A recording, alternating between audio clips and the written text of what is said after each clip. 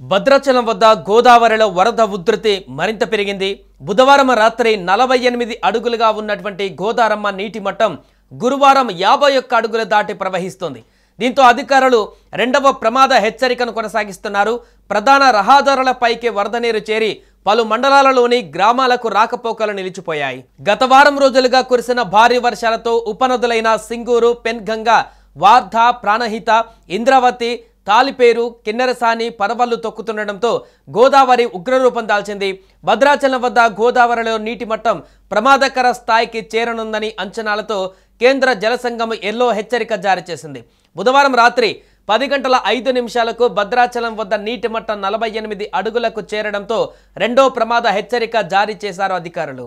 భద్రాచలం వద్ద కళ్యాణకట్ట ప్రాంతం వరకు వరద నీరు చేరింది.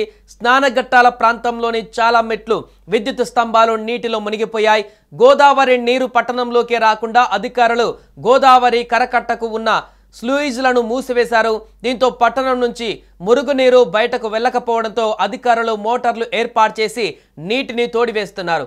ఎగువ ప్రాంతాల నుంచి వస్తున్న వరద నీటి వల్ల ఇంకా నీటి మట్టం పెరిగే అవకాశం ఉందని అధికారులు చెబుతున్నారు.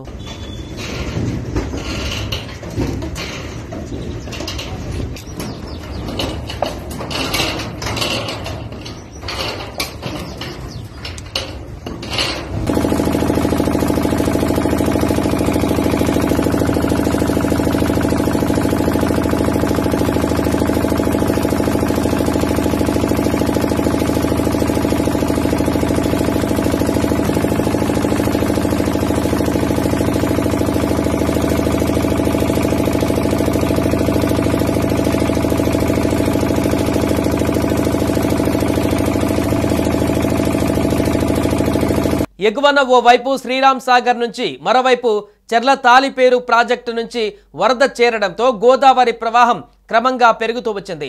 దీంతో బుధవారం రాత్రి 11 48.30 అడుగులు దాటి ప్రవహిస్తుండటంతో అధికారులు రెండవ ప్రమాద హెచ్చరికను కూడా జారీ చేశారు. అప్రమత్తమైనటువంటి జిల్లా అధికార యంత్రాంగం లోతట్టు ప్రాంతాల ప్రజలు జాగ్రత్తగా ఉండాలని సూచించారు. బంగాళాఖాతంలో ఈ నెల 22వ తేదీన మరో అల్పపీడనం ఏర్పడనుంది. ఫలితంగా రానున్న 3 రోజులు ఏపీ, తెలంగాణలోని పలు జిల్లాలలో మోస్తారు నుంచి భారీ వర్షాలు పడనున్నాయి. 2 తెలుగు రాష్ట్రాలలో ఉరుములు మెరుపులతో కూడిన వానలతో పాటు బలమైన ఈదురుగాలులు కూడా వీయనున్నాయి. కృష్ణానది పరివాహక ప్రాంతాలలో కురుస్తున్నటువంటి భారీ వర్షాలకు గోదావరి ఉగ్రరూపం దాల్చింది.